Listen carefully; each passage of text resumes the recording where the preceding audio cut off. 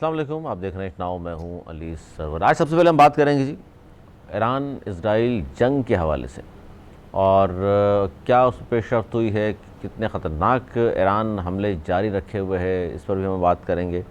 और आज नेतन्याहू और डोनाल्ड ट्रंप का हालिया जो ताज़ा बयान है, उससे कुछ देर पहले जो दिया है, उस पर भी गुफ्तगू होगी।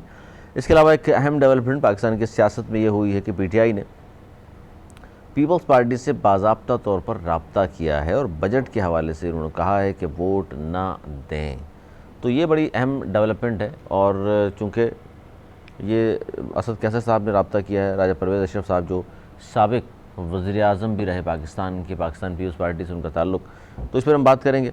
जबकि उससे पहले उन्होंने मौलाना फजल रहमान साहब से भी मुलाकात की थी और वो भी चीज़ें आपके सामने रखेंगे। आज पंजाब असम्बली में बजट पेश कर दिया गया और उनका दावा ये है पंजाब हुकूमत का कि ये टैक्स फ्री बजट है, लेकिन इसको अपोजिशन ने मुस्तरद किया है।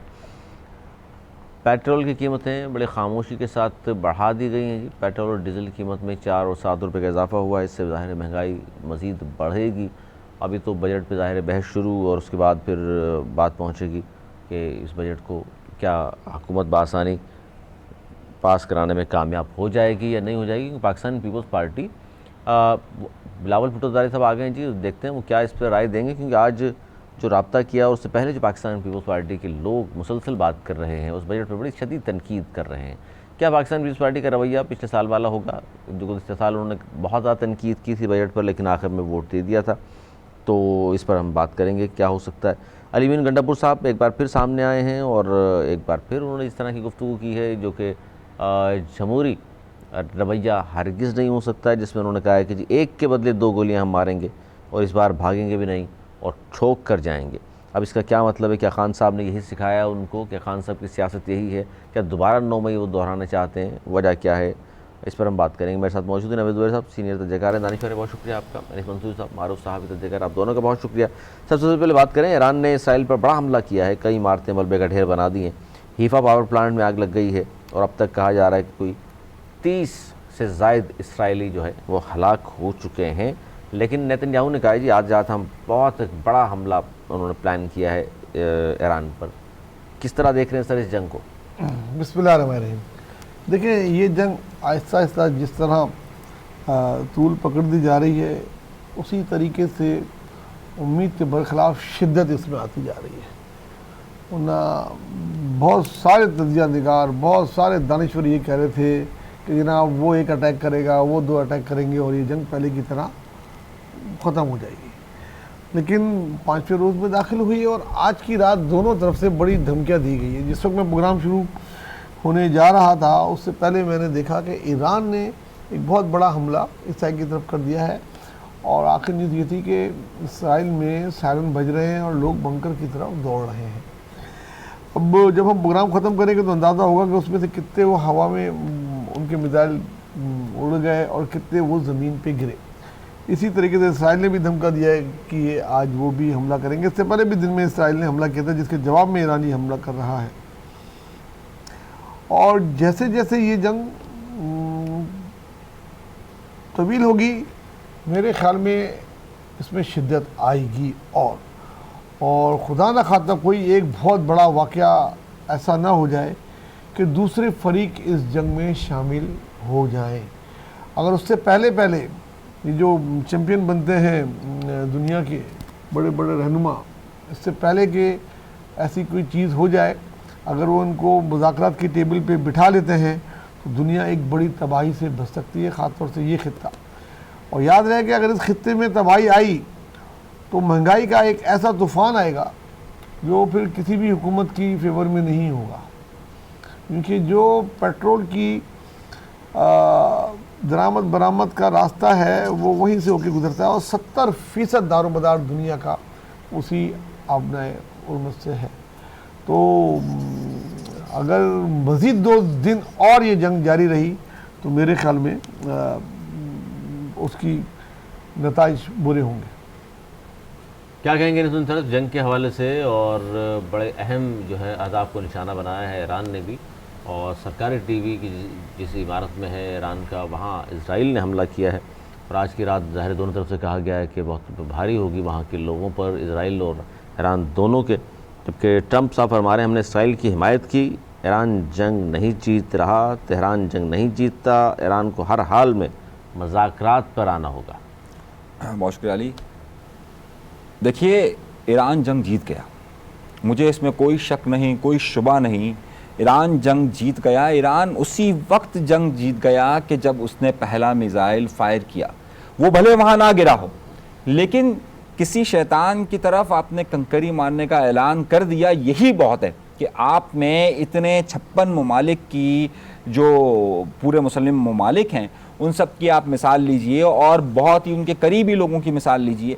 और इस वक्त जो कुछ भी गज़ा के अंदर बर्बरियत हो रही थी उसके नतीजे में अगर ईरान ने एक फायर भी किया ना, भले वो ना लगाओ, मैं समझता हूं कम से कम उसने ये हिम्मत तो दिखाई ना कि उसने ये अटैक किया। कम से कम उसने पूरे 1.5 अरब मुसलमानों की तर्जुमानी तो की कि हम चाहते क्या हैं। कम से कम मैं इस बारे में हुई नहीं कि वो जीते हारे, मैं समझता हूं कि वो पहले दिन पहले लम्हे उसी लम्हे जीत गया जब इसने ये किया। दूसरी बात ये, आप तारीख उठा के देख लीजिए, अब तक जितने भी मिसाइल आए हैं, ईरान के जितने भी मिसाइल आए, लोग कहते हैं कि जनाब 100 मिसाइल किए, सिर्फ 2 गिरे, 4 गिरे, 5 गिरे।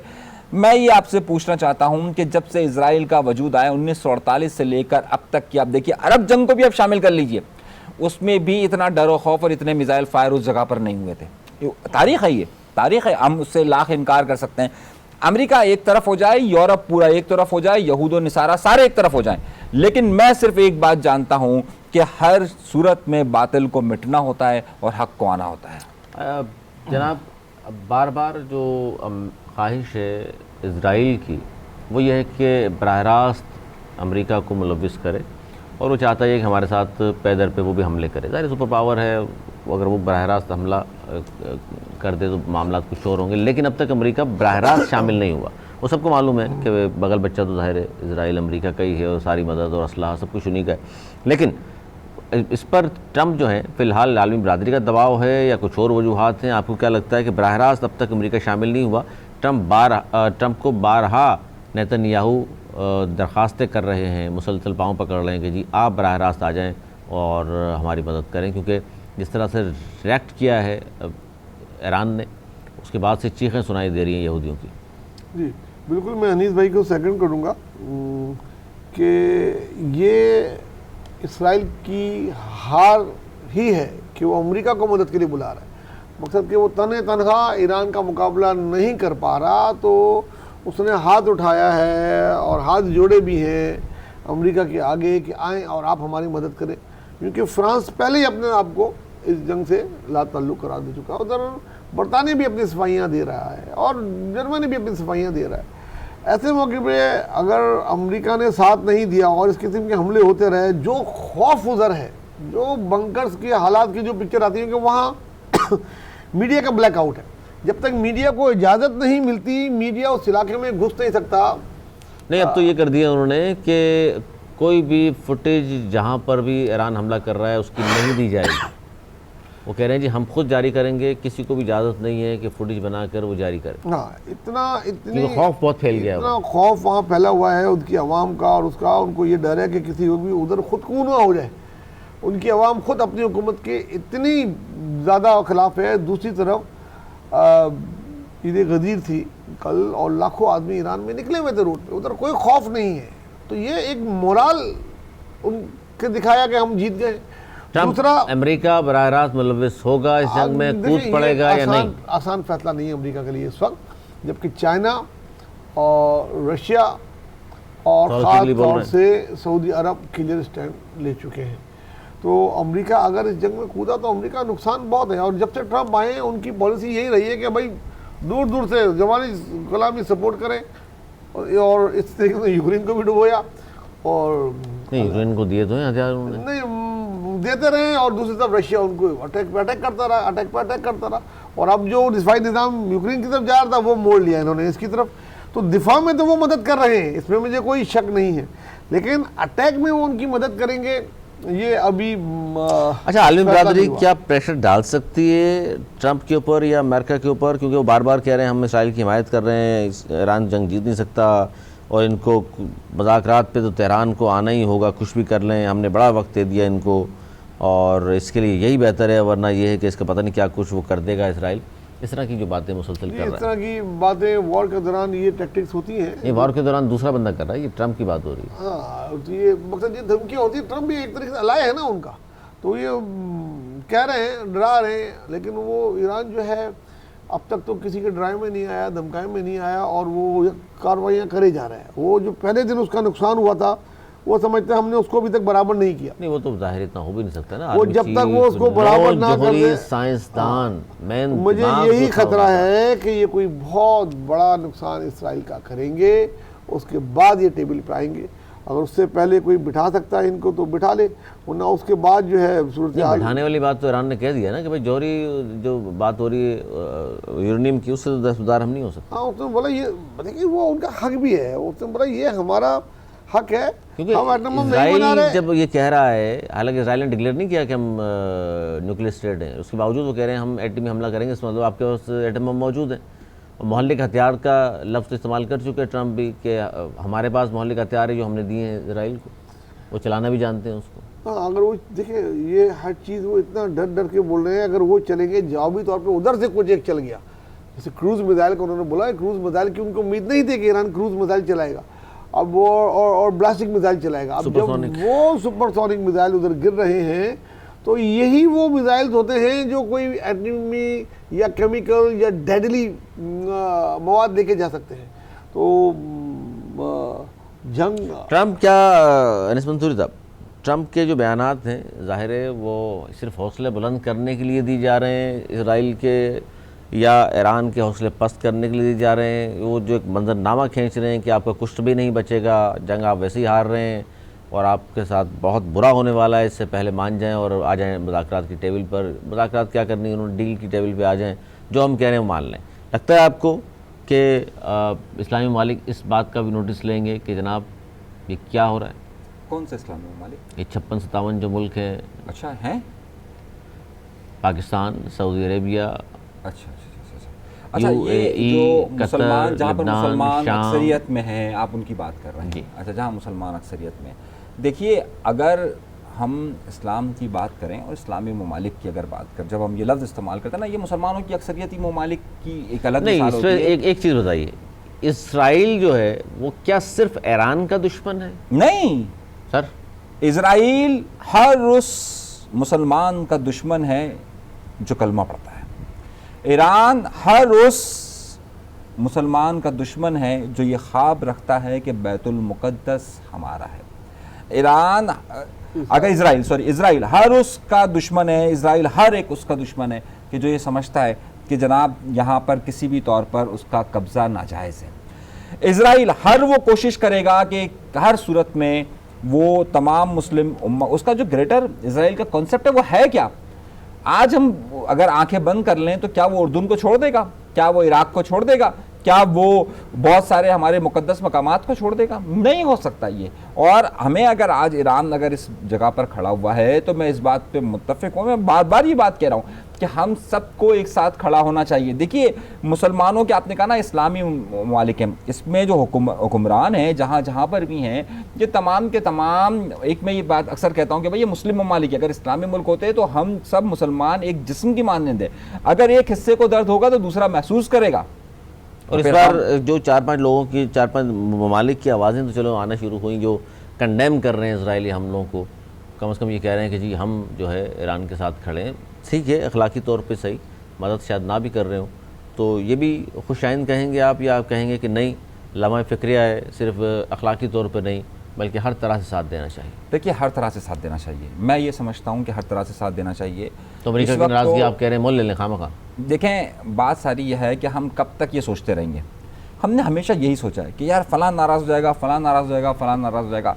आप मुझे एक बात बताइए कि इंडिया और पाकिस्तान की जब जंग हो रही है तो भी हम ये सोचते रहे कि इंडिया नाराज़ हो जाएगा। मैं माज़रत के साथ कुछ मुल्कों के लिए बात कहना चाह रहा हूँ, वो खुलकर उस तरीके से नहीं है। मफादात तो है ना ममालिक के, तो बिल्कुल वो मफादात कहते हैं यार कि तो इस्लामी उम्मा अलग है, मफादात हमारे अलग तो है। यही तो फिर आप कॉन्सेप्ट अलग कर देना। मैं इसीलिए तो आपके लफ्ज़ पर मैंने कहा कि फिर आप इस्लामी ममालिक मत कहें इनको, ये आप कहें कि मुस्लिम ममालिक है। जब हर मुल्क का अपना मफाद है तो अभी क्या ईरान तनहा जंग नहीं कर रहा ज़ुबैरी साहब?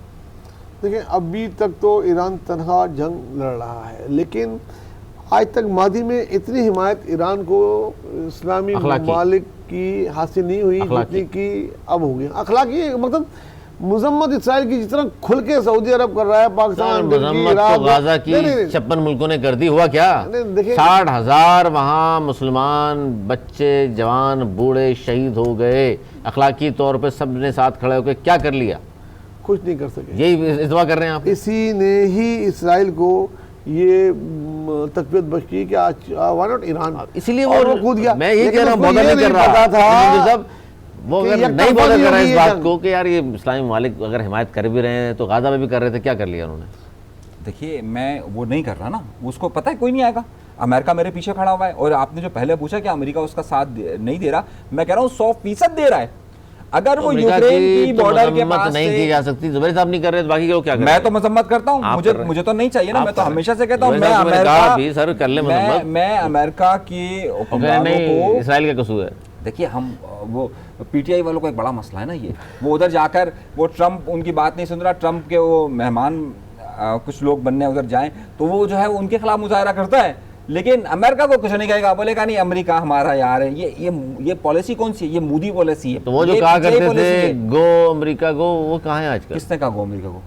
एक जमाने में सुनते थे हम जमात इस्लामी। अब वो जमात इस्लामी वो गो अमेरिका गो सर कहा? ईरान पे देखिए, खामोशी मैंने अली, कैसे? आप हर प्रोग्राम में मुझसे कहलवाते हैं और फिर बोलते हैं कि ये नहीं कह रहे। नहीं आपने कहा नहीं, मैंने ये नहीं कहा कि आप कहेंगे नहीं। मैंने कहा अभी मैंने सवाल ट्रम्प का पूछा, आपने घुमा कर पिछले प्रोग्राम में इसराइल पे भी बात करके मैंने- बात खत्म कर दी। पिछले प्रोग्राम में भी भाई मैंने- सही है, अमेरिकन सिटीजनशिप लें, वीजे लें, पासपोर्ट लें, लेकिन देखिए मुसलमान ममालिक हैं, ख्याल कीजिए। देखिए ये आपका शायद हाफजा कमज़ोर होगा, हमारा देखने वाला कमज़ोर नहीं है।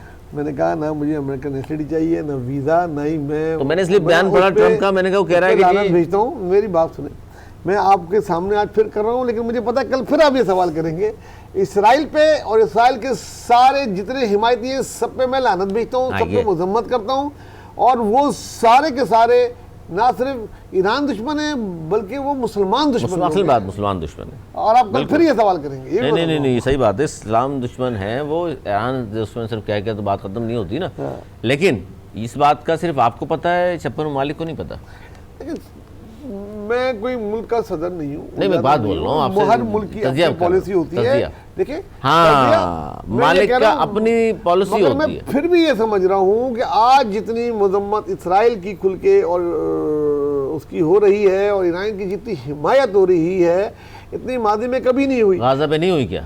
ईरान की बता रहा हूँ, ईरान की। देखिए ईरान फलस्तीन की कर रहे थे हम, सब फलस्तीन की पूरे मुसलमानों अली ने, मेरी बात सब ने कहा कि जी बहुत ही गंदा काम किया है, ये जुल्म बर्बरियत इंतहा। मैं ईरान की बात कर रहा हूँ। ईरान एक कंट्रोवर्शियल मुल्क रहा है, उसकी सारी जंगें मुसलमान ममालिक के साथ ही हुई हैं, चाहे वो इराक ले लें, चाहे कुवैत ले लें, चाहे और दूसरा ले लें, सऊदी अरब से अब जाके उसका पैक्ट हुआ है।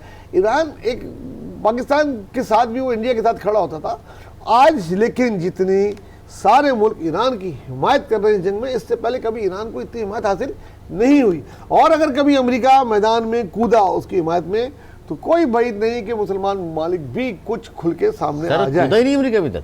किसने कहा नहीं कूदा? अटैक नहीं हुआ ना। 20,000 मिसाइल, फिर कहेंगे 20,000 यार उन्होंने अपने मिसाइल, पायलट अपने खलीजे- जहाजों से अटैक तो नहीं किए ना, सब दिए हुए उनको। दिए हुए हैं भाई 20,000 देते तो हर कोई मिसाइल है, वो तो खलीजे फ्रांस फारस में में दिए ला हुए चुका हैं। है वो। अच्छा, बहुत सारे लोगों को ये शुकूक व शुबात है कि जो उसके बेड़े वहां पर मौजूद हैं, फायर वहां से किए जा रहे हैं। शुकूक व ये शुबात बरतानिया मौजूद की है। बात कर रहे थे, बरतानिया ने भी भेजा था, बरतानिया ने रोका है उन्होंने बेड़ा उसका। उससे रोका वहां पे, बरतानिया ने अपना बरतानिया बेड़ा भेज दिया था हाँ, ईरान के खिलाफ। नहीं अभी भी वही है। अभी वही है। हाँ वो कह रहे हैं कि अभी तो हम यहाँ पे आप ना हम अगर बंद कर दे ईरान क्या होगा? करना चाहिए। मैं तो पहले दिन से स्टेट ऑफ हार्मोस का मैं हिमायत भी हूँ। इसकी हिमायत पे हूँ कि वो करना चाहिए। वो किसी पता नहीं किस चीज़ का इंतजार कर रहे हैं कि ये हो तो हम करें। कहीं ये तो नहीं है कि अमेरिका वाली बात के वो कूद जाएगा बरह रास्त, फिर हमने नहीं, स्टेट ऑफ हार्मोस अगर रुकेगा तो सबको देंगे, क्योंकि आपका जो है वो फिर तो 40% फिर तो पूरा यूरोप कूदेगा। 40%। यूरोप में पेट्रोल कहाँ पहुँच तो जाएगा? आप समझ रहे हैं स्मार्टली प्ले कर रहा है, ईरान नहीं कर रहा अभी तक। ईरान देखो, ईरान इतना ही कर रहा है जितना उसको लग रहा है कि मुझे करना चाहिए। नहीं, नुकसान तो ज़्यादा हो गया इसका। वो पहले दिन हुआ ना। अब जो इस अरे तो रह क्या गया? देखिए नौ अब जौहरी आज साइंसदान, उनकी सरकारी इमारतों को निशाना बनाया गया है। सरकारी आज टीवी, 9 जौहरी साइंसदान, आर्मी चीफ चला गया। आज बंद हो गया, आपको मालूम है? नहीं, उसकी थोड़ी देर बाद स्टार्ट हो गया और वही बच्ची दोबारा आके वो कर रही थी। मैं अभी देख रहा हूँ। लेकिन मैं ये कह रहा हूँ अभी जो अटैक हो रहा है, जब तक हम पूरा खत्म करेंगे, जब तक उसकी चीजें आएंगी तो मेरे ख्याल में बहुत अच्छा। चलिए इस टॉपिक पे आप दोनों से जाते जाते ये बताइए कि क्या लग रहा है आपको, जंग तवील होती नज़र आ रही है, या लग रहा है कि जिस तरह ट्रम्प बार बार कह रहा है कि जी बैठा दूंगा मैं, लेकिन उसकी कुछ चीज़ें साथ साथ बयान कर रहा है कि ईरान इन चीज़ों को मान ले, लग रहा है आपको तवील होगी या अनकरीब सीज़ फायर होता नज़र आ रहा है? देखिए, जितनी जल्दी सीज़ फायर हो जाए अच्छा है। मैं बहुत ही ख़तरनाक बात करने जा रहा हूँ। खुदा ना खाता आयतुल्लाह को कुछ हुआ या इसराइल की कोई एटमी। अच्छा, आयतुल्लाह पे भी नाज़रीन में बता दूँ, उस पर ज़ुबैर साहब बताइएगा। ऑस्ट्रेलियन टीवी को इंटरव्यू दिया है नेतन्याहू ने, और जब उनसे सवाल पूछा गया आयतुल्लाह खामनेई के, तो उन्होंने कहा कि उसको हम अटैक करेंगे तो हमें ये फ़ायदा है कि जंग जल्दी ख़त्म हो जाएगी।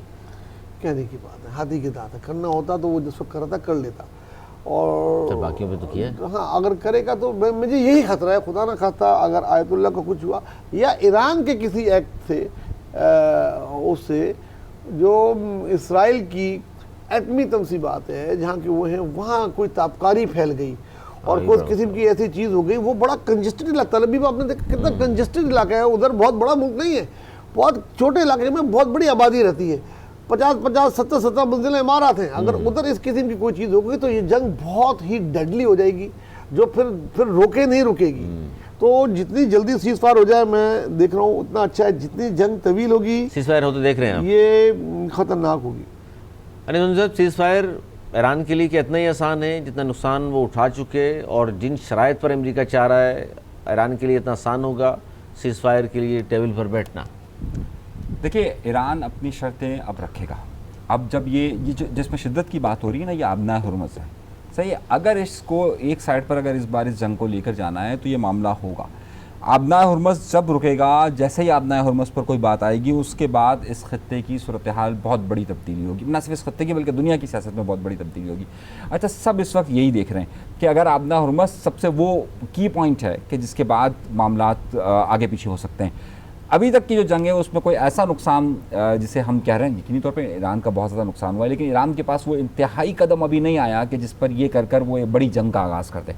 ये अभी तक आर्मी चीफ चला गया, 9 जोहरी सांसदान चले गए। वो है, लेकिन ये नुकसान वो डायरेक्ट कह रहे हैं खामनेई के हवाले से कि अटैक करेंगे इस पर। देखें, ये है बिल्कुल सूरत हाल, और वो इसकी सतह पर जाएंगे, लेकिन उन्हें वो अपनी भी तैयारी कर रहे हैं ना कि अगर वो एक तरफ इसराइल के साथ खड़े रहेंगे तो दूसरी तरफ उनको ये भी देखना है कि अगर अमेरिका साथ कूदेगा, यूरोप बाकायदा बरतानिया ने अपना जहाज़ भेज दिया है, वो तैयार खड़ा हुआ है, उसके बाद फ्रांस वेलकम करने के लिए तैयार खड़ा हुआ है, तो ज़ाहिर है ये जंग शिद्दत इख्तियार करेगी। उस सूरत हाल में कौन कौन से अलाई सामने आते हैं ये भी देखना है। रूस इस वक्त यूक्रेन पर इस सारे मामलात में खबर दब गई है, और आप देखिए कि पिछले 3 दिनों से रूस ने शदीद बम्बार्टमेंट किया यूक्रेन के अंदर, लेकिन क्योंकि हमारे ऐसा खबर का फोकस इसराइल और ईरान का है तो वो भी एक ज़्यादा मामला है। दूसरी तरफ आप इंडिया के मामला को देखिए तो इंडिया के भी बहुत सारे इशूज़ अभी सामने आ रहे हैं। तो आपको ये खत्ते की जंगों में इस मामले में चाइना कहाँ खड़ा हुआ, अपना भारत और चाइना कहाँ खड़ा हुआ? सर देखिए, भारत तो कहीं नहीं खड़ा हुआ, वो तो खुद अपने पैरों पे नहीं खड़ा हुआ, लेटा हुआ है। भारत की तो बात नहीं कर, इसराइल के साथ वो खुल के है, वो बयानात की हद तक है, वो क्या कर सकता है बयानात से ज्यादा। वो गुस्से में क्या ईरान जो है, वो तो पाकिस्तान पे इल्जाम लगा रहे हैं, पाकिस्तान उनको सपोर्ट कर रहा है। सर, जिस तरह ईरान पे हमले किए जा रहे हैं, उससे आपको लगता है कि गुस्से में ईरान को भी मालूम है कौन कौन सपोर्टर्स हैं,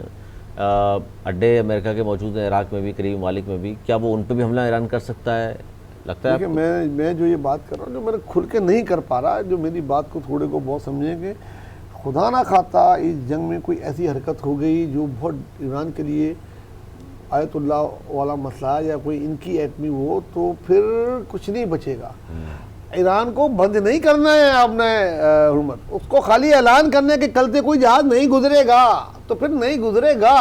फिर वो अमेरिका बोलेगा गुजारो, फ्रांस बोले गुजारो, हम खड़े हैं, कोई नहीं आएगा, फिर कोई नहीं आएगा उधर से गुजरने अपना तेल की शिप लेके कि भाई हम गुजर रहे हैं, ये हमारी हिफाजत करेंगे। उनको पता है ये जो रॉकेट वो इसराइल तक फेंक सकता है, यहाँ तो ठक से आके मारेगा। और फिर वो यमनी तैयार बैठे हैं, बोला हम तो तैयार ही इस दिन के लिए हैं कि जिस दिन ये बंद हो, और हम उनका मुकाबला तो उन पर तो हर एक ने अटैक किया, उनके पास तो खोने के लिए कुछ है ही नहीं। तो वो खाली ऐलान करना है, बाकी काम तो फिर करने वाले करेंगे। फिर खुलवाने वाले अलग खड़े होंगे सामने, बंद करवाने वाले अलग खड़े होंगे सामने। और भाई आपका अपना तेल बर्दाश्त जहाज होगा, यूएई का या कुवैत का, वो कैसे गुजरेगा लेके इतना सारा तेल? अपनी कौन क्रू होगा जो उसमें बैठेगा? जो उस जगह से गुजरे जहाँ पे हर तरफ से बमों की बरसात होगी। भले आप कहते हैं गुजरो गुजरो मैं खड़ा हूँ, लेकिन एक ही दफा फोड़ना है उनको, और वो इतनी सलाहियत तो रखते हैं। वो हमने देख लिया जब वो इसराइल में जाके बम मार सकते हैं तो वो तो अपने घर के करीब नहीं मार सकते किसी शिप पे। क्या ईरान ने अब तक स्मार्टली प्ले किया है, क्योंकि अमेरिकन अड्डे मौजूद हैं इराक में और दीगर करीबी ममालिक में, उन पर उन्होंने हमला अब तक नहीं किया? देखिए मैं ये समझता हूँ कि अभी तक ईरान की पॉलिसी जज्बातियात पे नहीं है, ईरान की पॉलिसी वॉर स्ट्रेटजी पर है। और वॉर स्ट्रेटजी यही होती है कि पहले उनकी ताकत का मुआवजा किया जाए, फिर अपनी ताकत थोड़ी दिखाई जाए, फिर वो जितनी बड़ी ताकत दिखाए फिर हम बड़ी ताकत दिखाएं। वो जज्बात में आकर इंतहाई कदम को पहली बुनियाद पे नहीं ले रहे। अच्छा, क्योंकि ईरान का बड़ा एक्सपीरियंस है वॉर का, और एक बड़ा तवील जंग लड़ सकते हैं, तवील जंगें उससे लड़ी है, मतलब 9 साल तो उसने इराक के साथ जंग लड़ी है, और उसे मालूम है कि किस सतह तक जाना है, कहाँ तक जाना है। और वो जनरेशन अभी ख़त्म नहीं हुई कि जिसने इराक ईरान वॉर देखी है, वो जनरेशन तो अभी ही मौजूद है कि जिसने बाकायदा लबनान शाम की एक बहुत बड़ी 2014 की जो जंग शुरू हुई थी उसमें उन्होंने हिस्सा अदा किया।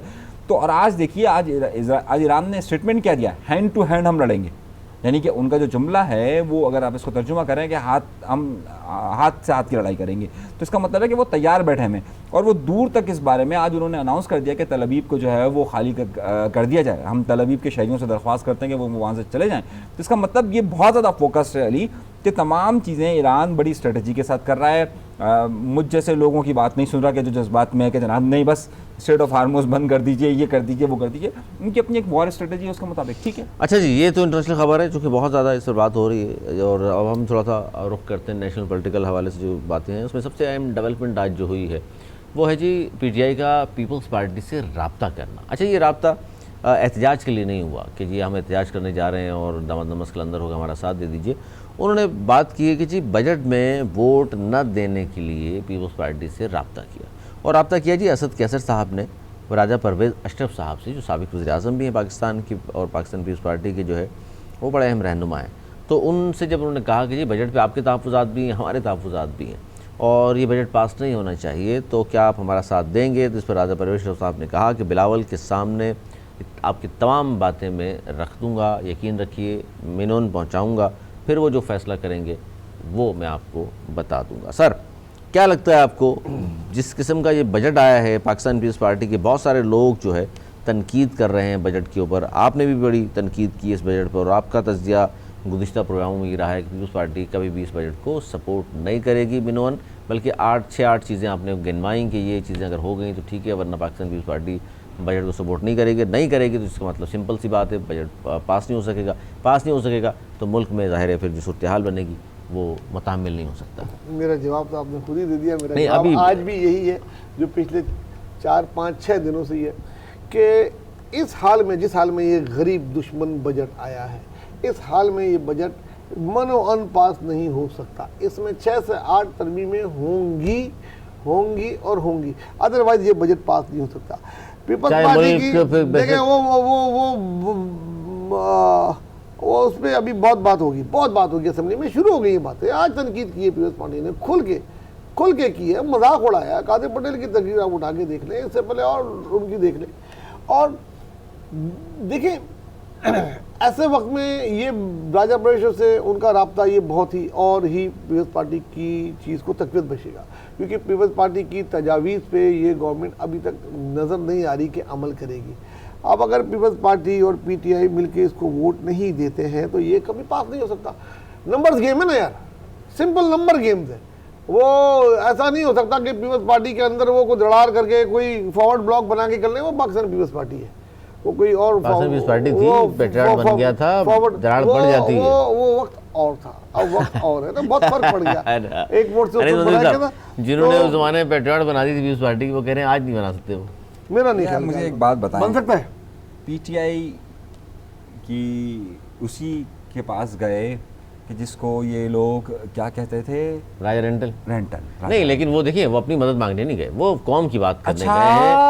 बजट कौम का बजट है, इससे सर इमरान खान को क्या नुकसान है, बिलावल को क्या नुकसान है? अच्छा, कौम आ गई। भाई उन्होंने ये तो नहीं कहा हमारे साथ आप आ जाए, हुकूमत का तख्ता उलट दें। उन्होंने कहा भाई इस बजट पे आपका भी पॉइंट ऑफ व्यू यही है, हमारा भी यही है, तो क्यों ना साथ खड़े हो जाए। अच्छा भाई, अच्छा। और जमहूरी दौर में क्या ये नहीं होता? नहीं, आप बताओ। पहली बात क्या तो देखिए, सीधा पीपल्स गोई पार्टी है, से क्या अगर feeling है? देखिए, अगर पीटीआई किसी सियासी जमात इतना से बुरा लग रहा है आपको भाईजान, क्या हो गया? अरे, अभी तो थोड़ा मैंने सा- कुछ कहा ही नहीं। अभी तो आपको अभी तो बहुत जोर से हमने- लगी भाई साहब, अगर भाई को ठंडा अगर पानी वानी किसी लाओ, सियासी भाई जमात साहब, से भाई को अभी बुलाओ। हमने किसी सियासी बोला जमात नहीं, से देखें, राब्ता कर ले, इनकी तो बुरी बात नहीं है। कहा इनकी यही। महबूब कायद की जमात ने ही राजा प्रवेशप पे केस बनाए थे, हाँ। जिससे वो बाइज्जत बरी हुए।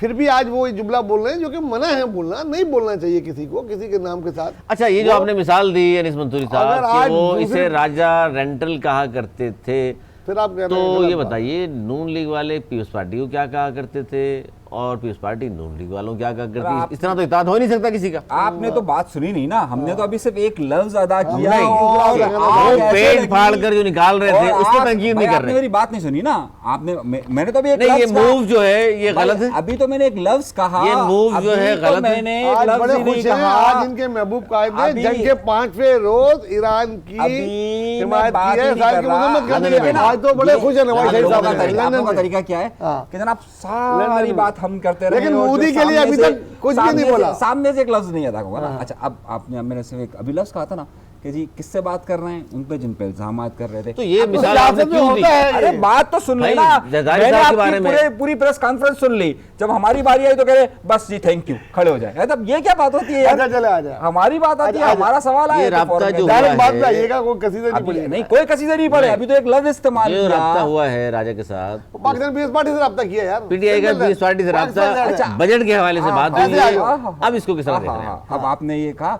उसके बाद मेरे मोअज़्ज़िज़ नवेद भाई ने कहा कि देखिए ये तकरीरें जो है कहा ना इन्होंने, भाई तकरीरें आज की पीएस पार्टी वालों ने इनके खिलाफ, मैंने तो सुनी थी ना तकरीर कि जब वो कहते थे पेट फाड़ कर पैसा निकालूंगा, वो कहते थे ये जो है मैं यहाँ पर धरती के नासूर है, नवाज शरीफ के बारे में कहा था, मतलब दोनों एक दूसरे के खिलाफ कहते थे ना। आसिफ अली जरदारी साहब, और तकरीरों को और वो तो मैं उनको ऐसे कहते थे बहुत समझता कुछ। हूँ, वही सियासत में ये होता है। आगे अब चले। मुनाफिकतें कि अगर मैं दिफा करता हूं तो मुझे इस मुल्क के लिए बात ही नहीं करनी चाहिए। मतलब ये अगर मैं बजट ऐसे पास मुनाफिकत कर के लिए देना बात चाहिए, कर रहा हूं। बजट पास कर आपने देना बात चाहिए, की, इनके- मुनाफिकत को आपने सियासत करार दे दिया, इसीलिए आज पाकिस्तान का हर शहरी इन सियासतदानों को जूते मारता सर, ये है। राब्ता ये करना आज मुनाफिकत है? यही वजह है कि ये मुनाफिकत है, ये राब्ता करना मुनाफिकत है? बिल्कुल नहीं ये है, मुनाफिकत एंड अवामी है, खिदमत है, ये एंड मुनाफिकत बजट में है। अगर मिलके बात कर लेते अरे, एक बजट जो मुनाफिकत- गरीब का दुश्मन है, आप उसकी मुनाफिकत हिमायत नहीं, कर तो रहे हैं। बजट की हिमायत करते हैं आप। आपको- आप बजट की हिमायत कर रहे हैं। हिमायत में नहीं हूं, तो फिर सही है ना, वो भी नहीं कर रहे। मैं एक बात कह रहा हूं कि आप भाई, जिन बजट की मुनाफिकत- हिमायत ना आप मैं कर रहे हैं, ना वो मुनाफिकत कर रहा है। के खिलाफ हूं। मैं जो बात कह रहा मतलब हूं, PTI आप को जिसको people- सियासत कह रहे हैं मैं उसे मुनाफिकत कहता हूं। मुनाफिकत मुनाफिकत और मुनाफिकत पार्टी की मुनाफिकत है।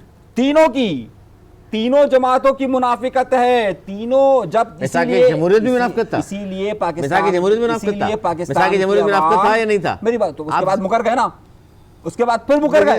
ये जनाब, फिर आप मुकरे। जमहूरियत पसंद है, बताएं जरा। मैं बड़ा हैरान हो रहा हूँ। अनीस भाई एक जमहूरियत पसंद आदमी है, मैं मुनाफिकत की लेफ्टिस्ट मुखालफत आदमी कर रहा है, हूं। मैं कह रहा और हूं आज आवाम ये को जो होना बात कर चाहिए। रहे हैं इसके पीछे आमरीत की बू आ रही है मुझे। कहाँ से आमरीत की बुआ रही ये है? चाहते हैं- अरे मैं कह रहा हूं आप लोग मुनाफिकत ना करो। आप तो क्या आवाम की सियासत हक की करें? बात करो। सियासत भी नहीं आप- करें? मैं कह रहा हूं आप जो है, अगर- आप देखिए, आप बड़े ठंडे क्या दिमाग हुआ से- क्या है? ठंडे दिमाग आप से ठंडे दिमाग से बात मुनाफिकत कीजिए। ना करें। आप आवाम को यहाँ पर दिलासे देंगे, हाँ भाई हम जो है वो देखिए तकरीर कर रहे हैं और हम आवाम का गुस्सा ठंडा करेंगे और वहां पर जाकर कहेंगे आपको भाई ये होता है। आज तक ये हुआ है, अच्छा, आपने आज हो तक गया। ये किया है। ठीक है। आपने आप- मैं नहीं, इसके तो आप खिलाफ कह हूं। रहे हैं कि ये राजा साहब बात करेंगे बिलावल से और बिलावल कहेगा कि जनाब छोड़े उनको। राजा साहब ने सियासत की है, राजा साहब ने सारा मलबा उधर डाल दिया। वहीं पर खड़े होकर कहते हैं कि देखिए पाकिस्तान पीपल्स पार्टी का अपना मौक़िफ़ है, हमारी सीओसी होगी। ये इन्होंने सियासत करके बिलावल की तरफ डाल दिया। इसका मतलब है बात- कि राजा बात साहब को समझिए। पता है सीओसी कुछ नहीं है, फैसला चेयरमैन ने करना है। नहीं, ये तरीकेकार दुरुस्त नहीं है ना। बात सारी सर, है कि बजट जिस में तरीके से- COC यार खामोश हो तो भाई, मैं बोलूं जो यार, मेरी जवाब- आदत नहीं है, मेरा तहजीब नहीं है, आप मेरी कब से बोले? तरबियत कब नहीं से है, मैं बीच में बीच में बोल रहे बोलूं।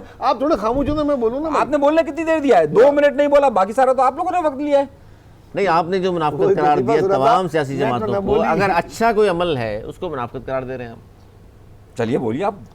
अच्छा देखिए, एक सियासी पार्टी का दूसरी सियासी पार्टी से राब्ता मुनाफिकत नहीं होता, खासतौर से जब वो आवाम के अधीन मफाद में हो रहा हो। एक ऐसा बजट जो आवाम दुश्मन है उसमें तरमीम लाने के लिए अगर पीपल्स पार्टी कोशिश कर रही है और उसका साथ अगर दूसरी पार्टी दे रही है, उसको हर किसी को वेलकम करना चाहिए। हो सकता है इस बहाने 7-8 तरमीमें हो जाएं जिससे कुछ गरीबों का फ़ायदा हो जाए। कुछ यतीमों का फायदा हो जाए, कुछ बेवाओं का फायदा हो जाए, उसमें इनको वो हो रहा है कि क्या एतराज है निस्बत इनको एतराज सिर्फ वो है गरीब कि दुश्मन बात कर रहे हैं आप कि वो वाली पार्टी क्यों बात कर रही है। देखिए इस तरह नहीं होता, इसको मुनाफा नहीं कहते, सियासत कहते हैं। और सियासत में हर दुनिया में ये होता है यार। आप कितनी, मैं आपको मिसालें दे सकता हूँ कि लिबरल और डेमोक्रेटिक ने मिलकर गवर्नमेंट बनाई है जो एक दूसरे के दुश्मन होते थे। आज मुस्लिम लीग और पीएस पार्टी के साथ बैठ के, सियासत में ये होता है, कोई चीज़ फर्द वाहिद नहीं होती। और इस किस्म की चीज़ों में प्रेशर ग्रुप बनाया जाता है। ये प्रेशर ग्रुप बनेगा तो ही तरमीम होंगी, वरना नहीं होंगी, वरना वही आपका वो साइन सियासत समझे आप स्मार्टली प्ले कर रहे हैं दोनों पार्टियां। मैं मुनाफिकत को सियासत का नाम नहीं देना चाहता, मैं पॉलिटिकल बार्गेन का बिल्कुल हिमायती हूँ, लेकिन मैं जब किसी को चोर मुनाफिक, क्या होती है नहीं मैं यही कह रहा हूँ ना, जब मैं किसी को चोर कहूँ, मैं जब इसको कहूँ कि ये करप्ट है और मैं फिर उसी से कहूँ कि आओ बैठकर बात, ये अलग चीज है। पीटीआई के लिए एक जहन बना लिया है कि वो पार्टी ऐसी है, उसकी कोई बात नहीं होगी, ना उसका नाम लिया जाएगा, तीनों का नाम, उसका आदमी, मैंने तीनों की बात कही। आपके अंदर से अगर वो झलक रही है तो आपका मसला है, मेरा मसला थोड़ी है, मैंने तो तीनों का, मैंने कहा देखिए यही तो आपकी मुनाफिकत है ना कि वहां पर पीएस पार्टी के खिलाफ हाथ मिला रहे, चलो आओ बैठकर बात करते हैं, लेकिन सिंध के अंदर जब ये बात होती है तो वहां पर पीएस पार्टी अलग, पीटीआई अलग। बोला ये क्या, बोला चलो एक जगह एक हो जाते, एक जगह लड़ते हैं, ये ड्रामा है। उधर एमक्यूएम के साथ बैठे हुए हैं, इधर एमक्यूएम के खिलाफ चलना है। भाई ये सियासत है, ये क्या मुनाफिकत है ये। यहाँ वहां करो तो जुल्म, यहाँ करो तो हलाल, यहाँ वहां करो तो हराम, यहाँ करो तो हलाल, क्या बात है। आज आपका हराम हलाल हो गया। आज सिंध असेंबली में क्या हुआ, यही बात एमक्यूएम ने की ना, कौमी असेंबली में बैठकर तालियां बजा रही थी।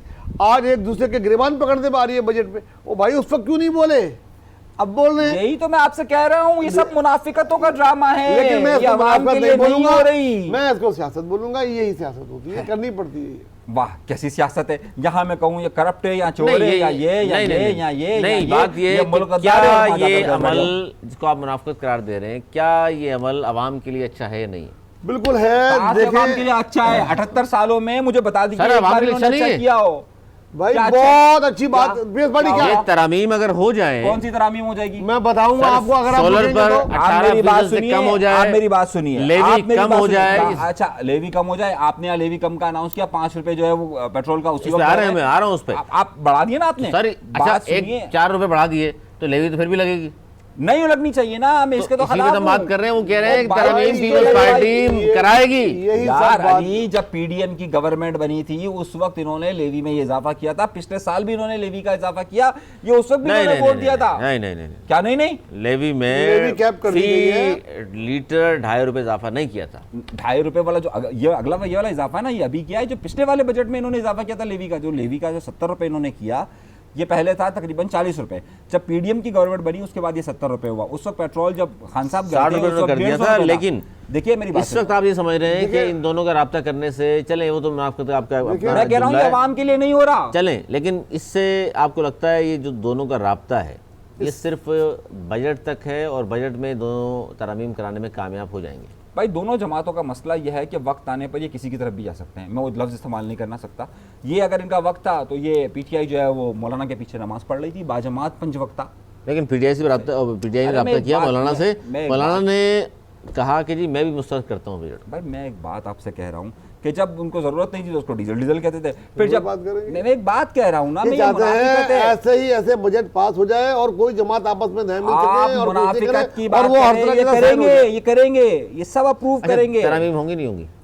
कौन सी 2-4 बिल्कुल होंगी। हाँ चलो आज 2-4 तक पे आए कहने से। अरे नहीं अब कोई भी क्रेडिट ले लेना। देखिए बात अच्छा, देखिए इससे पहले कहते थे, इससे पहले प्रोग्रामों में उठा के देख लें, ये कहते थे ऐसे के ऐसे ही पास होगा और ऐसे ही होगा, ऐसे ही होगा, ऐसे ही होगा। और मैंने जो बातें की है देखें, अरे मेरे भाई 16 रुपए कम होगा, ये बेवाओं का जो बोला 10 साल के बाद पेंशन का वो खत्म होगा, मजदूरों की तनख्वाहें भी बढ़ाई जाएंगी और ये सोलर भी खत्म होगा और ये लेवी भी खत्म होगी और जो 10% बढ़ा है 10 से भी बढ़ेगा जो सरकारी मुलाजमीन तक, ये सब होंगी। सर ये तो बड़ा अच्छा हो जाएगा। ये 5 चीजें अगर कराने में कामयाब हो जाए पीपल्स पार्टी तो फिर तो आवाम के लिए एक अच्छी चीज हो जाएगी। देखिए मेरी बात सुनिए, अब कर लिया ना बात, पेंशन वाला मामला अभी का नहीं है। पेंशन तो 10 साल के लिए ही होगी। सर ये क्या बात हुई कि बेवा को 10 साल देंगे, बेवा 10 साल के बाद क्या करे, खुदकुशी कर ले? 10 साल के लिए ही होगी, उसके बाद क्या करे? उसके बाद क्या करे? मजीद बूढ़ी हो जाएगी बेचारी बेवा। बात सुनिए ना मेरी बात, अगर वो जिंदा रहेगी। आप उसकी वजाहतों में ना जाए ना। आपने कहा ये तरमीम होगी नहीं होगी, मैंने कहा नहीं होगी। होगी है। अच्छा 2 बातें ना करें, आपने कहा कि 2-4 हो जाएंगी या नहीं होंगी। भाई देखिए 2-4 हर बार किस तरह से होती है, मेरी बात को जरा टेक्निकली समझिए ना। अच्छा ये नंबर इसका ठीक नहीं है, नंबर कैलकुलेशन में इसको इस तरह से कर लेते हैं, वो कहते हैं हाँ चलिए इस कैलकुलेशन को इस तरीके से कर लेते हैं। ये हमेशा होता है, इब्तिदाई बजट होता है, उसके बाद ये तरामीम होती है, इसका क्रेडिट कोई नहीं। ये जो बातें कर रहे हैं ना कि 4 ये यूं हो जाएगा, ये यूं हो जाएगा, ये यूं हो जाएगा, लिख लो ऐसे ही होगा, कर लेते ना भाई सिंध में भी। तो इसका मतलब है कि ये राब्ता हुआ है इन दोनों का, इस बात पे बिलावल साहब को जब बताया जाएगा तो वो भी राजी हो जाएंगे कि सही है। फिर ये मुस्कुरा रहे हैं इस बात। देखिए ये कहना कबल वक्त है, ये मुस्कुराएं हंसे, वो उनका अपना तरीक़ाकार है, मेरा तरीक़ाकार है। मेरा नहीं ख्याल कि कभी कोई बहुत ही अच्छा लतीफ़ा आप सुना दें, वो भी इंटरटेनमेंट के सेगमेंट में, तो मैं ऐसा अच्छा चलिए लतीफ़ा, सीरियस बात है, लतीफ़ा सुना देते हैं आपको। नजम सेठी साहब ने कहा कि जी ये बजट के लिए नाराज़गियाँ बढ़ रही हैं उस पार्टी की, और उसके बाद ये वज़ीर-ए-आज़म साहब और जरदारी साहब बैठेंगे साथ में और वो कहेंगे जरदारी साहब कि जनाब इस बजट पे हम वोट नहीं दे रहे क्योंकि आपने हमसे मशवरा नहीं किया, पूरा बजट आपने पेश कर दिया, हम तो वरना तरमीम लाते हैं इन चीज़ों में सी, तो आपने हमें बजट में मशवरा ही नहीं किया, पूछा ही नहीं, दिखाया ही नहीं। तो आगे से शहबाज शरीफ साहब कहेंगे हमें भी किसी ने नहीं दिखाया, हमसे भी मशवरा किसी ने नहीं लिया। ये लतीफ़ा नजम सेठी साहब ने सुनाया, उसने कहा ये होगा।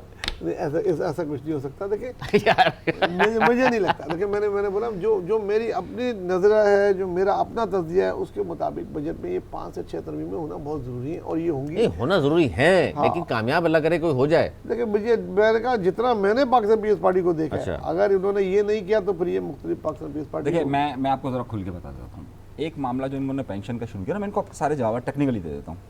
पेंशन के मामले पर पाकिस्तान की जो बजट है सही, उस पर एक बहुत बड़ा बर्डन रहता है और उसमें कुछ मिसालें इस तरह से भी दी जाती हैं कि वो एक जज साहब हैं, उन्होंने भी एक नई यंग लड़की से शादी कर ली, हो याद है ना, वो बहुत मुहावरा आजकल मशहूर हो रहा है कि भाई 15 लाख रुपए पेंशन आएगी, किसी गरीब बच्ची का गुजारा हो जाएगा। तो उन्होंने अब उसको पेंशन कब तक मिलेगी? 40 साल तक। एक बात ज़रा समझिए, जो मसला है पेंशन का, ज़रा हकीकी बुनियादों पर इसको समझते हैं। ये इस वक्त बहुत बड़ा बर्डन तस्वुर किया जा रहा है पाकिस्तान के बजट पर, और इसलिए IMF ने जो इनको बात कही थी उसके बाद ये स्टेप वाइज राज़ी हो गए थे। और स्टेप वाइज राज़ी इस तरीके से हुई थी हुकूमत कि उन्होंने कहा था हाँ भाई हम ये करते हैं कि पहले मरहले में पेंशन को मुकम्मल ख़त्म नहीं करते, बल्कि हम ये कर देते हैं कि इनको हम बेवाओं की जो पेंशन है उसको पहले हम 10 साल के लिए मुद्दत को कर देते हैं, और सिमिलरली जो पेंशन का अमाउंट है उसको हम एक जिस तरह ग्रेजुएटी फ़ंड दिया जाता है उस तरह के फ़ंड में कन्वर्ट कर देते हैं, जिससे हुकूमत में बोझ नहीं पड़ेगा। सही है, उसके लिए पाकिस्तान की हुकूमत कह लीजिए XYZ वो तैयार हो गई थी और है। सही है, तो ये तो तब्दील नहीं हो सकता, ये बाकायदा उस रूल्स के अंदर उसके अंदर शामिल है। दोम सोलर का सबसे बड़ा इशू ये है कि सोलर, अब पाकिस्तान ये समझ रहा था पहले कि पाकिस्तान को ये था कि सोलर जो है वो पाकिस्तान में अल्टरनेट एक बिजली का सोर्सेस होगा। सलमान शहबाज के बारे में उमन खबरें आ रही हैं कि वो सबसे ज़्यादा बाहर से लेकर के आए हैं, अब महंगे दामों में बेचना है इसलिए 18% टैक्स लगा दिया। वल्लाह इल्मुल सवाब, ये बातें चल रही हैं। देखिए वो एक अलग बहस है। सही, उस पर मैं अभी नहीं आ रहा, मैं आपको सिर्फ गवर्नमेंट की चाल बता रहा हूँ ना। गवर्नमेंट कैसा खेलती है उसको मालूम है कि उसको कैसे खेलना है। अब वो गवर्नमेंट का मामला ये है कि वो हमें अगर हम ये कहें ना अब ये पेंशन में 10 साल के लिए, ये कोई इतना बड़ा इशू नहीं। लेकिन जिस तरह रवैया है वज़ीर ख़जाना साहब का, जिस तरह डांट दिया उन्होंने, आप कुछ कर ही नहीं सकते ना, तो फिर आप ये ना कहें कि हुकूमत मान जाएगी। कौन नहीं मान रहेगी ना, मैं तो यही तो कह रहा हूँ। वो जो टेक्निकली 4-5 चीजें होती हैं, लेकिन बिलावल के हाथ में पावर है, वो अगर साथ ना बैठे तो ये गवर्नमेंट बजट पास नहीं करा सकेगी। तो ये वायलेट पॉइंट है ज़ुबैर साहब का कि बिलावल अगर धमकी दे दें तो फिर लेने के देने, बस धमकी दे देना, बस ठीक है, दे देंगे, वो दे देंगे। मैं कह चुका हूँ मुझे ये बजट इस तरह पास होता नजर नहीं आ रहा। चलें आगे बढ़ते हैं सर, आगे बढ़ते हैं सर। ये जो अचानक से रातों रात कीमतें बढ़ी हैं पेट्रोल मसनूआत की, 4 रुपये पेट्रोल बढ़ा दिया, 7 रुपये डीजल बढ़ा दिया, तो ये इससे महंगाई का दायरा तूफान आएगा। क्या लगता है आपको बजट के साथ साथ इस तरह का फैसला गवर्नमेंट की हवाले से मज़ीद बदनामी का बायस बनेगा इस गवर्नमेंट की? देखिए जो हालात इस वक्त चल रहे हैं ईरान की जंग, अच्छा एक जुमला अर्ज़ कर दूँ, वो रह जाएगा, बड़ा प्यारा जुमला है क्योंकि जुमला बहुत उम्दा है। वो मुराद अली शाह साहब का जुमला है वो, और बहुत प्यारी उन्होंने बात की, अनीस मंसूरी साहब आप ख़ास तौर पर, उन्होंने कहा कि जी सूबा हमारा सिंध जो है वफाकी कॉलोनी नहीं है, हमारे मंसूबे सिंध ट्रांसफ़र ना हुए तो बजट पर वोट नहीं मिलेगा, और हमारे मंसूबे वजारत हाउसिंग को देने का फ़ैसला चाइना कटिंग वालों के कहने पर किया गया है। मैं जवाब दूँ? जी आप सर, चाइना कटिंग वालों के कहने पर जब मैंने पूछा, मैंने कहा सर ये चाइना कटिंग कहते हैं, यार तुम कराची वाले जानबूझ के ऐसी बातें करो, तुम्हें नहीं पता चाइना कटिंग वाले कौन है? मैंने कौन है बोले MQM, तो करें उनके कहने पे हुआ। देखिए ये एक बहुत बड़ी डिबेट हुई थी जो मनसूबाबंदी के वज़ीर हैं अहसन इकबाल के साथ, उसमें कुछ हम यहाँ के वुज़रा गए थे और एहसन इकबाल के बड़े करीबी रिलेशन है कुछ हमारे एमक्यूएम के बड़े करीबी लोगों के। तो उस पर ये बात तय हुई थी कि जो हाउसिंग के प्रोजेक्ट्स हैं, जो बड़े हैवी हाउसिंग के प्रोजेक्ट्स हैं, वो अगर फेडरल स्टार्ट करेगी, अगर का लफ्ज़ है, मगर नहीं है, अगर होगा तो, और फेडरल का भी तो कोई बड़ा प्रोजेक्ट उस सिलसिले में आया नहीं। अगर नहीं, वो वजारत जो ख़त्म की है ना, क्योंकि PWD वाली कहानी है सारी, पाक DWD वाली, वो कह रहे हैं जी अब हम जाहिर है वो ख़त्म कर रहे हैं। बहुत आपको याद होगा ना, बहुत सारी वजारतें ख़त्म करनी है वफाक ने, तो वो इसलिए मुंतकिल कर रहे हैं उसको। लेकिन ये भी इस पार्टी के वज़ीर आला साहब फरमा रहे हैं ये चाइना कटिंग वालों के कहने पे हुआ है। नहीं वो चाइना कटिंग क्यों कहा उन्होंने? यार ये तो अब उनसे पूछना पड़ेगा। वो तो अब कहते हैं हमारा किसी से कोई ताल्लुक नहीं है। नहीं, उनका ताल्लुक भी नहीं है, लेकिन वज़ीर आला साहब अगर चाइना कटिंग वाले आप उनको कह रहे हैं, तो चाइना कटिंग का पता चल गया आपको कि कौन कर रहा है, तो सूबे के वज़ीर आला आप हैं, कोई कानूनी कार्रवाई क्यों नहीं हुई अब तक ज़रूर था? देखिए, बड़े मशहूर रहनुमा थे एमक्यूएम के, बाबर गौरी साहब। 6 से मुराद है अब नहीं है, नहीं, अब तो एमक्यूएम बहुत छोटी छोटी भी बहुत सारी है, क्या पता वो किसी और एमक्यूएम ये एमक्यूएम ने असेंबली में ये कह के जान छुड़ा चुके हैं कि हमारा उस वाली एमक्यूएम से कोई ताल्लुक नहीं है। तो बाजार ये कहते हैं जी जो कुछ भी हुआ वो उन लोगों ने किया, हालांकि आधे लोग वही बैठे हुए हैं जो उसमें भी शामिल थे। क्या बात कर रहे हैं? 90% वही बैठे हुए हैं जो उसमें भी शामिल थे। शक है इस नंबर पे भी। चलो जो भी आप नंबर कर रहे हैं, 90 चलो आप समझ गए, 90 ना करें, हम 91 कर लें। वही लोग बैठे हुए हैं जो शामिल थे। और मगर आज वो कहते हैं जी हमारा चाइना कटिंग से कोई ताल्लुक नहीं था, हमारा ना बच्चे से ताल्लुक था, ना हमने कभी गोली बोरी की सियासत की, हम तो बहुत शरीफ लोग हैं, वो तो वो लोग थे।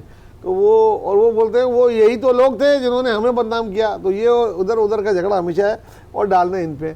बहरहाल उन्होंने भी पॉलिटिकल पॉइंट स्कोर किया और जब वजारतें मुंह से कह रहा है चाइना कटिंग वाले, एक सिंपल बात, जब वजारतें फेडरल में खत्म होंगी तो आएंगी सूबे के पास, चाहे वो चाइना कटिंग वाले चाहें या ना चाहें, वो आएंगी सूबों के पास। आप लफ्ज़ इस्तेमाल कर रहे हैं उनके लिए? जी, उन्होंने कहा है मेरे वजीर आला ने, तो मैंने भी कह दिया, तो मैं भी माजरत कर लेता हूँ भाई, सॉरी, वो भी माजरत करें ना पहले।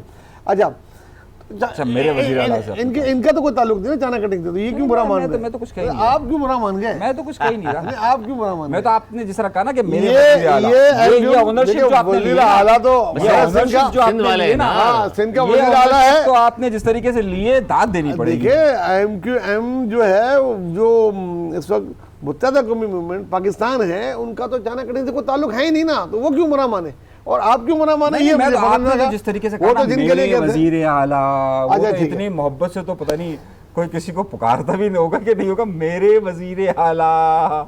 मतलब वाह वाह वाह वाह वाह, जबरदस्त। Thank you. पसंद आया आपको? नहीं, आपका ये मोहब्बत भरा अंदाज तो मतलब उनको भी पसंद आया होगा। इसके बाद वाला जुमला ज्यादा इनको जोर से लगा, वो क्यों लगा पता नहीं। हालांकि मैं आगे तो सुन ही नहीं सका, मैं तो उस मोहब्बत भरे जुमले पे ही खो गया, मेरे वजीर आला। ये तो दूर तक जाएगी आवाज, ये आवाज बहुत दूर तक जाएगी। बड़ी गहमा हुई असेंबली में आज, उस पर आपने कोई बात नहीं की, एक दूसरे के गिरबान पकड़ने के करीब आ गए थे कुछ रहनुमा।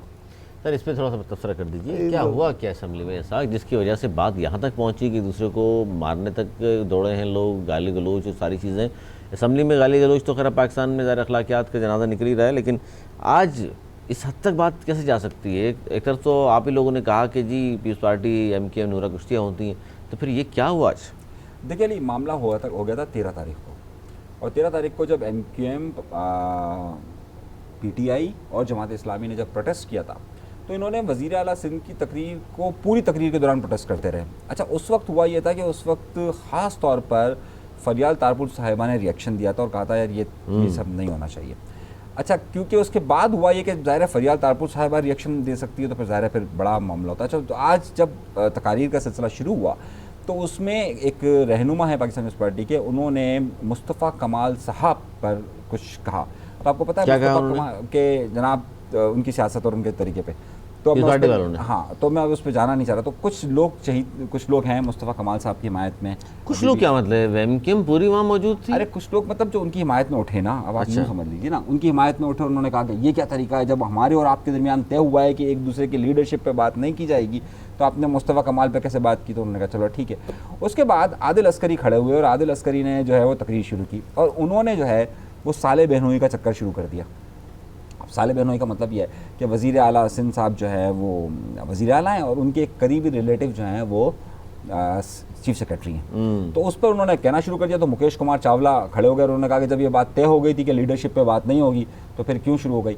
अच्छा, उस पर जो एमक्यूएम के चंद एमपी हैं जो बड़े करीबी समझे जाते हैं मुस्तफ़ा कमाल साहब के, वो खड़े हो गए और जब उन्होंने जुमले करना शुरू किए तो उधर से एकदम से शजीना मेमन साहब खड़े हो गए। और जब ये सब खड़े होकर शजीना मेमन साहब वाली टीम इस तरफ आना शुरू हुई, ये टीम उस तरफ जाना शुरू हुई, तो दोनों के दरमियान फिर कुछ लोग आ गए, नहीं छोड़ो छोड़ो छोड़ो छोड़ो छोड़ो छोड़ो। वो कुछ लोग पीटीआई के थे? हाँ, कुछ लोग पीटीआई के थे। अच्छी बात। उन्होंने कहा छोड़ो छोड़ो छोड़ो छोड़ो छोड़ो छोड़ो, और फिर मामला, क्योंकि वो पीटीआई में भी नए नए हैं ना, तो है तो उसी तरफ ना, तो खैर उन्होंने ज़रा छुड़वाना शुरू किया और फिर मामला रफा दफा हुआ। जनाब पीटीआई ने सुलह करा दी, एक बड़ी तसादुम होने से रोक दिया। कोई तसादुम नहीं होता, वो वही होता, गली में देखा ना, ओए देखा नहीं, छोड़ो छोड़ दे छोड़ दे यार, छोड़ यार, छोड़। चले जी, जाते जाते तो कभी कभी वो छोड़ भी देता है, बोला जाओ। नहीं, ऐसा किसी ने नहीं किया, वो कहता रहा। अच्छा जी, प्रोग्राम का वक्त बिल्कुल आखिरी 1 मिनट बाकी है। एक आखिरी, कोमल मीर बड़ी पाकिस्तान की मारूफ अदाकारा है, बड़े खूबसूरत अदाकारा है, आप लोगों ने नहीं देखा तो देख लीजिएगा। उन्होंने कहा जी, अमीर और बेवफा शख्स को मैं तरजीह दूंगी। जब उनसे पूछा गया कि जनाब आप क्या चाहती हैं, वफादार मगर गरीब शख्स या बेवफा मगर अमीर शख्स, इंतखाब किसका करेंगी, तो उन्होंने कहा जी हकीकत यह है कि हकीकत दुनिया में रहना चाहिए, अमीर हो बेशक बेवफा हो, पसंद ये होती है। बड़ी अच्छी पसंद है उनकी उनकी अपनी मर्जी, उनकी पसंद है। जब मेरा जैसे मेरी मर्जी होता है तो मेरी पसंद मेरी मर्जी तो बहुत छोटी चीज़ है, मगर बड़ा मज़ा आया मुझे सुन के। अमीर हो और बेवफा हो, अमीर हो गरीब बेशक हो, बेवफा हो, गरीब हो बेशक वफादार हो, नहीं चलेगा, नहीं चलेगा, जिंदगी नहीं गुजरेगी उसके साथ। दिखाइएगा लेकिन तो। जिंदगी बहुत बड़ी हकीकत नहीं है। दिखाइएगा, वो कह रहे हैं, मैंने कहा देखे तो खबर नहीं दिखना, अनीस कह रहे भाई हो, के तस्वीर का कह लिए, रहे हैं। अनीस भाई के लिए कुछ बात करें। खुश तो बहुत हुए, देखा मैंने, मालूम था ना अनीस भाई, अमीर और बेवफा। अच्छा, इससे ये लगा मुझे अमीर और कि बेवफा। आप हुस्न परस्त तो हैं। अच्छी चीज की तारीफ करनी चाहिए। अमीर और बेवफा। सर आप भी, सर सारी बातें खत्म हो गई, आपको भी दिखाई जाए, सर आपको भी दिखाई सारी जाए। बातें खत्म हो गई, मैं दिखाऊं अनीस भाई, सारी बातें खत्म हो चुकी। नहीं, ये बताइए आपके लॉजिकल, जिस तरीके से ये दुनिया की हकीकत है ये कि जनाब पैसे वाला शख्स होना चाहिए, बेशक बेवफा हो, बेशक वो कुछ भी अखलाकियात का जनाजा निकालता हो, लेकिन पैसे वाला है तो मुझे सारी सहूलतें दे सकता है। देखिए, माशरे की चंद हकाइक तो हैं, हम उससे इनकार नहीं कर सकते, ये सोसाइटी का हिस्सा है, ये सब कुछ होता है। यहाँ पर हमारे यहाँ पर औरत माशी तौर पर कभी भी मजबूत नहीं रही, अक्सर औरतें मजबूत नहीं। अगर आप मतलब अगर 98% ख़वातीन यहाँ पर माशी तौर पर मुस्तहकम नहीं होती है, तो ज़ाहिर सी बात है उन्हें बहुत सारी जगह कंप्रोमाइज़ करने पड़ते हैं। अब अगर उन्होंने उसको बज़ाहिर इन लफ्ज़ों में इजहार कर दिया तो ठीक है, उनकी मर्ज़ी है। प्रोग्राम की तस्वीर दिखा दीजिएगा जनाब। बहुत शुक्रिया आप दोनों का। नाज़रीन, था हमारा आज का प्रोग्राम, पसंद आएगा प्रोग्राम तक के लिए हमें दी इजाज़त।